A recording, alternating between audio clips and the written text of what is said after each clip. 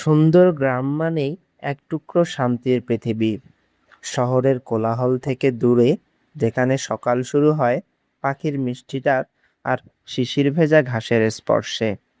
গ্রামের সরু কাঁচা পথ, দুই পাশে সবুজ ধান ক্ষেত, যেন প্রকৃতি নিজেই এক অপূর্ব ছবি এঁকেছে। গ্রামের মানুষগুলো সহজ সরল, আন্তরিক আর পরস্পরের প্রতি ভীষণ সহানুভূতিশীল।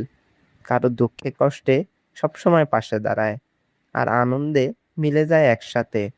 গ্রামের সৌন্দর্য শুধু সন্ধ্যা নামলে উঠোনে বসে গল্প আর চায়ের কাপেই থেমে থাকে না। নদীর ধারে বসে হালকা বাতাসে মনটা শান্ত হয়ে যায়।